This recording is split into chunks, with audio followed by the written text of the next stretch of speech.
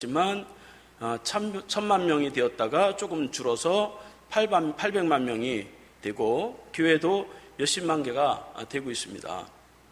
이렇게 풍요롭고 자유로운 그러한 이제 우리나라에서 우리가 살아가고 있는데 정말 우리의 삶은 만족하고 자유를 누리고 살아가고 있는가 묻는다면 그렇다라고 자신 있게 대답할 수 있는 사람이 그렇게 많지 않을 것입니다. 이렇게 일본의 식민지에서 벗어났다 할지라도 79년이 지났어도 여전히 우리는 억압과 고통과 삶의 고통 속에서 그렇게 살아가는 것을 볼 수가 있습니다. 왜 이렇게 풍요롭고 자유로운 시대를 살아가면서 이 해방과 자유의 삶을 누리지 못하고 있는 것일까요? 오늘 성경은 사람의 진정한 해방과 자유가 어디서 오는지에 대해서 말씀하고 있습니다. 사도 바울은 로마의 압제, 당시 이스라엘은 로마의 식민지로 살아갔기 때문에 이 로마의 압제 속에서도 그는 자유할 수 있는 그러한 삶을 살게 된 것을 우리가 알 수가 있습니다. 식민지로 살아가면 보통 폭력과 또 싸움으로 그 나라를 쟁취하려고 하는 그러한 삶이 있었으나 그러나 이 사도 바울은 단 한 번도 폭력이나 싸움을 하지 아니하고 오직 그 나라에 가서 복음을 전하고 교회를 세우고 사람들을 가르치면서 약 300년 후에는 그 로마가 기독교를 국교로 그렇게 정해지는 그런 역사를 우리가 세계사에서 볼 수가 있습니다. 바울의 그런 자유와 그런 해방의 기쁨이 어떻게 그런 일들을 해낼 수 있었는가, 그거에 대해서 오늘 세 가지만 살펴보도록 하겠습니다. 첫 번째로 따라하겠습니다. 죄에서 해방되어야 자유를 얻습니다. 1절 2절을 읽겠습니다. 시작. 그러므로 이제 그리스도 예수 안에 있는 자에게는 결코 정죄함이 없나니 이는 그리스도 예수 안에 있는 생명의 성령의 법이 죄와 사망의 법에서 너를 해방하였음이니라. 사도 바울은 죄에 대해서 해방되어야 진정한 자유를 누리는 삶을 살아갈 수 있다고 말씀하고 있습니다. 사도 바울은 로마의 그 정권 속에서 많은 정죄를 당하였습니다. 또 자기 민족 이스라엘 백성들로부터 유대인으로부터 많은 정죄를 당하였어요. 그리고 자기 스스로도 자신의 삶을 볼 때에 자신의 죄가 자꾸 드러남으로 인해서 너무너무 괴로워했던 그런 모습을 볼 수가 있습니다. 그래서 사도 바울은 이 정죄에 대한 문제를 넘어섬으로 인해서 참된 자유를 얻게 된 것을 볼 수가 있어요. 그러니까 우리의 물질과 우리의 건강과 가정의 문제와 인간관계 이런 모든 문제의 근원에는 죄라고 하는 그냥 근원적인 것이 있기 때문에 이 죄의 문제를 해결하면 물질의 문제, 건강의 문제, 인간관계의 문제, 그런 문제들이 다 해결이 된단 말이죠. 그러니까 죄의 문제에서 우리가 벗어날 때에 우리의 삶이 참으로 자유로울 수 있습니다. 정죄라고 하는 원어의 뜻은 빚지다, 그런 뜻을 가지고 있어요. 그러니까 빚을 지고 살아가는 것입니다. 그러니까 정죄라는 것은 너는 죄가 있다 정해버리는 거예요.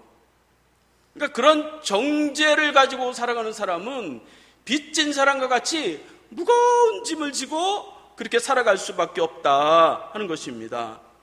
아파트를 사고 이 부채가 있으면 얼마나 마음이 무겁고 얼마나 자유롭지 못합니까? 협박을 당하고 아이고 도망가고 싶고 나중에는 신용불량자가 되고 전화벨 소리만 들어도 말이죠, 마음이 두근두근하잖아요. 그 정죄라고 하는 것은 나도 정죄를 하고 다른 사람을 정죄하는 것은 곧 그 사람에게 무거운 짐을 넘겨주는 것이다, 그렇다는 것이죠. 그러니까 사도 바울은 이 로마 정권이 사도 바울에게 너는 죄인이다 그렇게 정죄해버렸단 말이죠. 심지어 자기 민족이 이 사도 바울을 이 죄인으로 정죄해버렸습니다. 그래서 자신의 삶을 들어봐도 자신의 삶도 온전하지 못하는 거예요. 사도 바울이 무슨 엄청난 그러한 잘못을 한 것이 아닙니다. 그는 교회를 세우고 사람들을 개화시키고 복음을 전하는 그러한 일들밖에 하지 않았는데 그를 정권적으로 그렇게 정죄를 당하게 된 것입니다.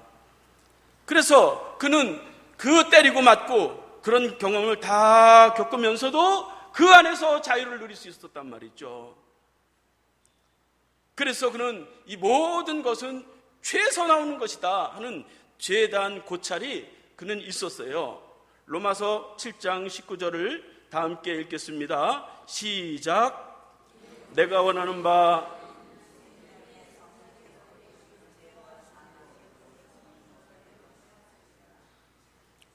로마서 7장 19절이 없어요? 다시 넘겨보세요. 잘못 나왔네요. 로마서 7장 19절을 제가 읽어드리겠습니다. 내가 원하는 바 선은 행하지 아니하고 도리어 원하는 바 악을 행하는도다. 사도 바울은 로마 정권은 둘째치고 자기 이스라엘 민족은 둘째치고 자기 자신을 봤어요. 그는 목회자였지만 자신이 마음에는 선을 행하려고 막 그랬는데 실제로 행하는 것은 내가 악을 행하는도다. 그렇게 하면서 그는 절망하게 된 것을 볼 수가 있습니다. 이것이 죄를 많이 짓고 잘못을 많은 사람이 하는 그런 고백이 아니라 신약 시대의 기원 후 최고의 성자라고 하는 이 사도 바울이 고백하기를 나는 마음에는 선을 원하는데 도리어 이 행하는 것은 악을 행하는도다. 그렇게 고백을 한 것입니다. 죄에 대한 고찰을 통해서 자기 자신이 어떤 자인지를 알고 이 정죄에서 벗어나지 않으면 내가 참 자유를 누릴 수 없구나 그렇게 생각하게 된 것입니다. 여러분, 정죄, 죄를 정해서 살아간다는 거 그거 참 괴로운 일입니다. 아내가 남편을 정죄합니다. 이거 잘못했어, 저거 잘못했어. 거기에 자유가 있을 수가 없죠. 남편이 아내를 향해서 잘못된 것들을 계속 말합니다. 거기에 참 자유를 누릴 수가 없고 거기에 하나님의 축복이 임하기가 굉장히 어렵다 하는 것입니다. 그래서 사도 바울은 이 죄의 문제를 해결하게 되었는데 어떻게 해결하게 됐느냐?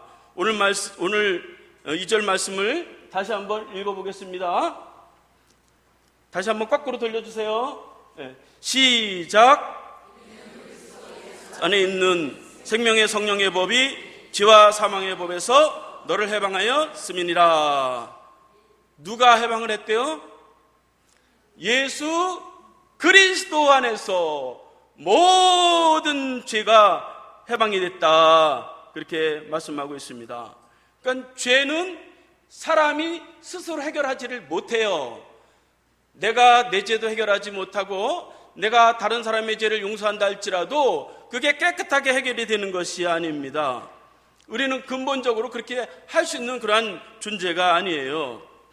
그러나 하나님은 이 죄인을 불러서 깨끗게 하시고 의롭게 하시는 분이십니다.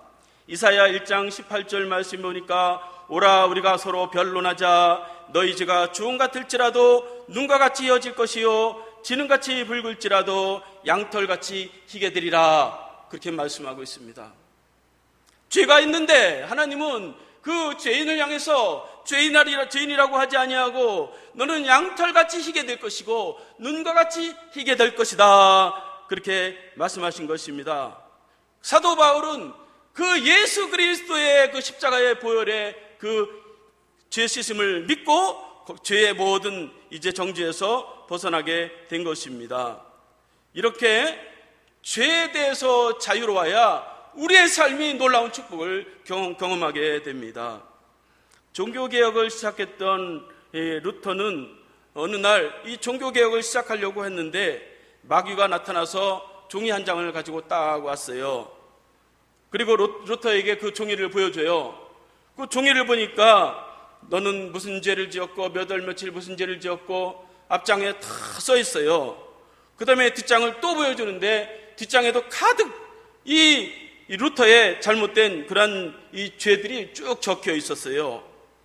루터는 그것을 보고 앞이 캄캄하고 길이 탁 막혔어요.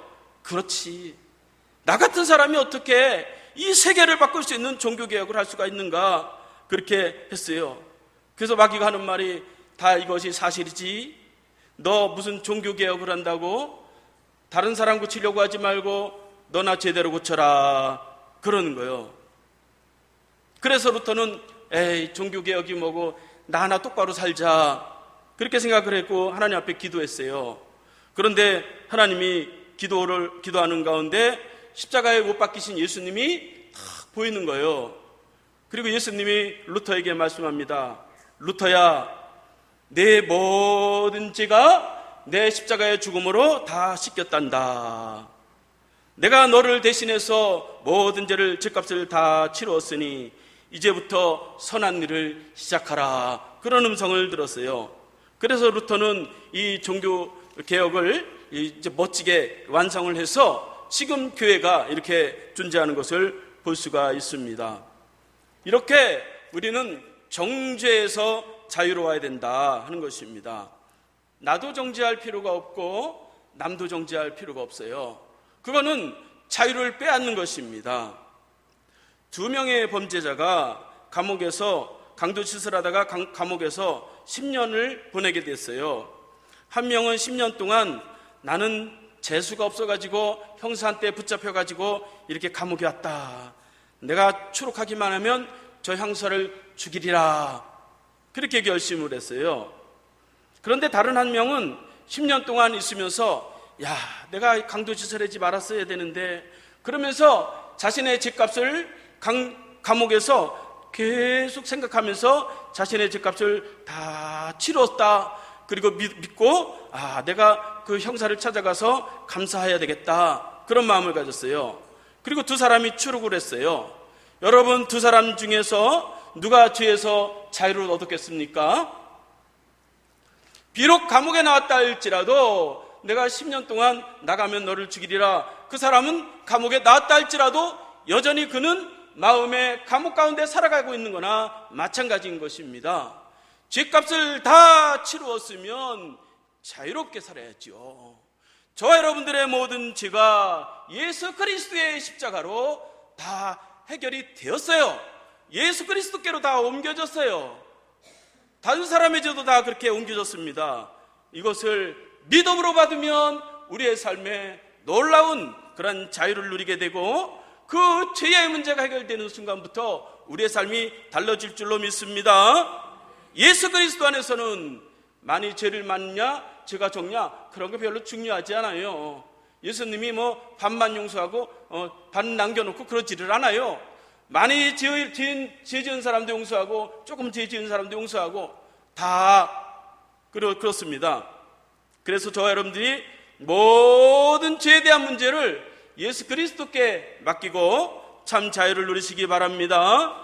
두 번째로 따라하겠습니다. 사망에서 해방되어야 자유를 얻습니다. 2절을 다시 한번 읽겠습니다. 시작. 죄와 사망의 법에서 너를 해방하였음이니라. 사도 바울은 마음에 억압하는 또 하나의 고통스러운 게 있는데, 그것은 사망의 문제였어요. 죽음의 문제였어요. 그는 수없이 죽음의 고비를 넘겼어요. 잘못 없이 복음을 전하다가 결국 로마에 가서 순교를 당하긴 하지만, 그는 자기 민족에게, 유대인들에게, 사람들에게 많은 죽음의 고비를 넘겼어요. 그는 그러한 죽음의 고비를 넘기면서 죽음에 대한 고찰을 깊이 하게 됐습니다. 나는 죽음 앞에서 너무 무력한 자였구나 하는 것을 그는 깨닫게 된 것입니다. 그래서 그 마음의 공고함이 이 죽음의 문제를 해결하게 된 것입니다. 로마서 7장 24절을 다 함께 읽겠습니다. 시작. 오라, 나는 공고한 사람이로다. 이 사망의 몸에서 누가 나를 건져내랴. 죽음의 문제, 사망의 문제를 고찰했을 때 그는 참 괴로워했단 말이죠. 성자입니다. 그는 많은 선행을 행했어요. 교회를 수십 개를 세우고 많은 사람들을 구원했어요. 그럼에도 불구하고 그는 죽음의 문제 앞에서 자신의 삶이 너무 길었다고 하는 것이죠. 그래서 모든 사람은 사망으로 다 달려가는구나, 그것을 알게 되었어요. 여러분, 사망이 무슨 뜻이에요? 사망이라는 건 죽어서 망한다, 그런 뜻이에요. 죽으면 망합니까? 세상 사람들은 죽으면 망한다 그렇게 생각하니까 사망, 그런 단어를 쓰는 거예요. 우리는 무슨 말을 써요? 에? 죽음을 소천이다 그럽니다. 소천. 천국으로 새롭게 올라간다. 기독교는 사망이란 말을 안 써요. 우리는 죽어서 망할 자가 아니란 말이죠. 죽음조차도 하나님이 우리에게 주시는 놀라운 새 시대에 들어가는 그러한 삶을 살아간다 하는 것입니다. 옆 사람과 한번 인사합시다. 우리는 사망하지 않고 소천합니다. 죽어서 망할 삶을 우리가 왜 살겠어요? 우리는 죽어도 망하지 않는단 말이죠. 우리가 그래서 이 사도 바울과 같이 때로는 죽음에 대해서 깊이 고찰할 필요가 있어요. 목사님, 아니 지금 당장 살아가는 것도 힘든데 무슨 죽는 것까지 생각합니까? 죽음의 문제가 해결이 되면 우리 인생의 어떤 문제도 이기게 되어 있어요. 죽음의 고비를 넘어서면 우리 인생의 어떤 문제도 해결점을 찾을 수 있는 탁월함이 생긴단 말이죠. 그래서 이 죽음의 문턱에서 우리가 이런 죽음에 대한 고찰이 필요해요. 여러분 주변에 죽음의 문턱에 갔던 사람들을 잘 보세요. 암이 걸려가지고 죽을 병을 걸렸는데 수술을 해서 다시 났어요. 이 사람은 삶이 다른 거예요. 야, 내가 죽을 수밖에 없었구나. 삶이 다른 것입니다. 큰 사고가 났어요. 그러다 깨어났어요. 그 사람은 삶이 다른 것입니다. 이렇게 말이죠. 우리는 이 죽음이라고 하는 이것을 이제 벗어날 수 있는, 해방할 수 있는 그런 것이 있어야 자유를 누릴 수 있다 하는 것입니다. 모든 사람이 다 죽어요. 절에 다니는 사람과 교회 다니는 사람이 막 싸워요. 절이 진짜다, 교회가 진짜다, 부처님이 진짜다, 하나님이 진짜다, 막 싸워요. 아무리 싸워도 둘 다 교회 다녀도 죽고 절 다녀도 죽어요. 죽음의 문제에 대해서 답을 가져야 된다 하는 것입니다. 모든 인생은 죽음을 향해서 달려가는 그러한 이제 존재입니다. 어느 날 말이죠, 의사가 말이죠, 많은 암을 고쳤는데 어느 날 배가 아파가지고 자기 친구에게 진찰 좀 해달라고 그랬더니 남의 죽음을 그렇게 살리면서도 자기가 암이 걸린 거예요. 자기가 그 죽음을 맞이하게 된 것입니다. 이렇게 말이죠, 우리의 삶이라고 하는 것은 죽음에 대한 답을 가지고 있어야 된다 하는 것입니다. 그래서 이 사도 바울은 이 죽음의 문제를 어떻게 했느냐, 예수 그리스도께서 십자가의 죽으심으로 인해서 생명의 법이 죽음을 죽음에서 해방시켰다, 그렇게 말씀하고 있습니다. 그래서 2절 말씀에 보면 그리스도 예수 안에 있는 생명의 법이 너를 해방하였느니라, 그렇게 말씀하고 있습니다. 예수 그리스도 안에 있는 생명의 법은 예수 그리스도의 죽음을 통해서 영원한 삶을 주겠다 하는 그러한 법입니다. 그는 그러한 법을 믿고 그는 자신에 맡겨진 그 사명을 끝까지 감당하고 죽음에 대한 생각이 달라졌어요. 어떻게 달라졌을까요? 디모데후서 4장 8절을 다 함께 읽겠습니다. 시작.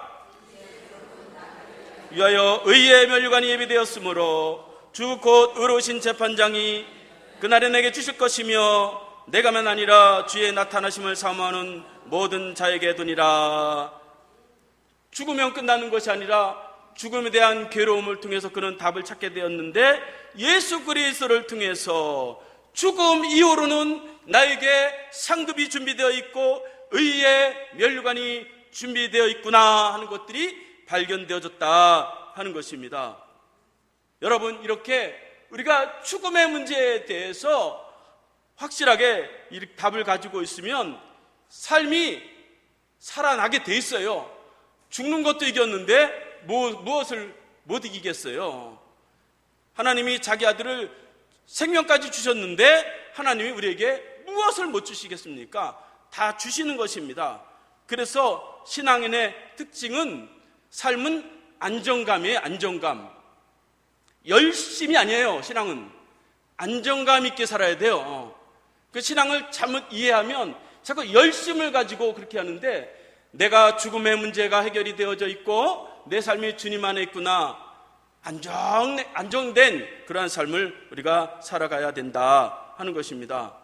형통하냐 축복을 누리냐 그런 건 그 후에예요. 저 여러분들에게 이렇게 예수 안에서 모든 죽음의 문제가 해결되고 해방된 것으로 믿고 자유함을 누리시기 바랍니다.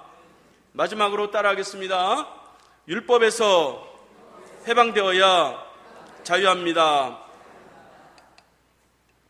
3절 4절을 다 함께 읽겠습니다. 시작. 율법이 육신으로 말미암아 연약하여 할 수 없는 그것을 하나님은 하시나니 곧 죄로 말미암아 자기 아들을 죄 있는 육신의 모양으로 보내어 육신의 죄를 정하사 육신을 따르지 아니하고 그 영을 따르는 행하는 우리에게 율법의 요구가 이루어지게 하려 하심이라. 바울은 진정한 자유가 없는 그 이유에 대해서 율법에 얽매여 있기 때문이다 그렇게 말씀하고 있습니다. 그래서 율법에서 해방되어야 자유함을 누린다 그렇게 말씀하고 있습니다. 이 법이라는 게 말이죠, 사람을 고달프게 하는 거예요. 사람의 의롭다고 하는 게 말이죠, 사람을 고달프게 만드는 것입니다. 율법을 잘 지켜서, 이 사도 바울은 율법을 잘 지켜가지고 내가 반듯하게, 내가 옳게 참 기쁨으로 살아봐야 되겠다, 그래서 율법을 잘 지켰단 말이죠. 하나님 말씀대로. 우리보다 수천 배 수백 배 더 많이 지켰을 거예요.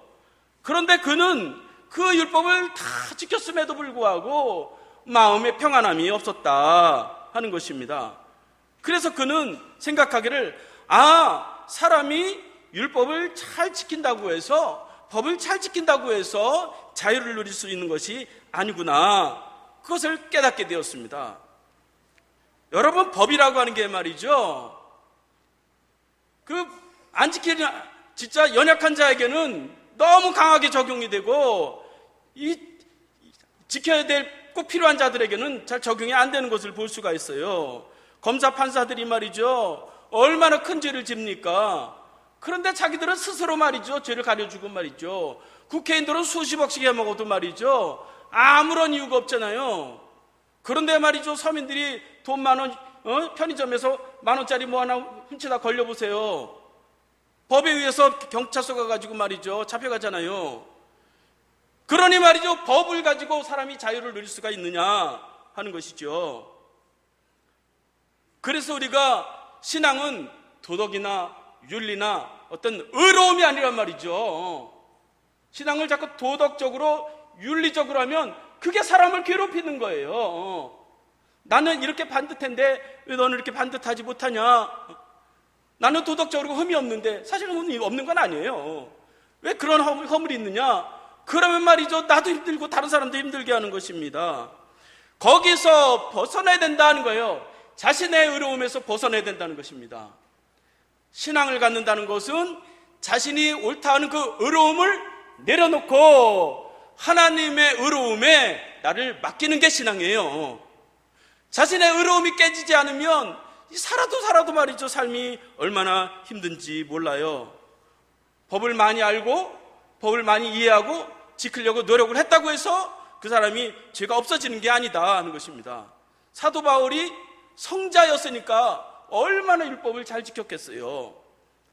로마서 2장 12절을 다 함께 읽어보겠습니다. 시작. 무릇 율법 없이 범죄한 자는 또한 율법 없이 망하고, 무릇 율법 있고 범죄한 자는 율법으로 말미암아 심판을 받으리라. 법을 너무너무 잘 알아가지고 율법을 잘 지킨 자도 망하고, 또 율법을 몰라서 그냥 막 살아가는 사람도 결국 망하게 된다, 똑같다는 거예요. 왜요? 율법이라고 하는 거, 이 하나님의 말씀이라는 거는 사람이 다 온전히 지키지 못하기 때문에, 그것 때문에 우리의 생명이 살고 죽고 그런 게 아니다 하는 것입니다.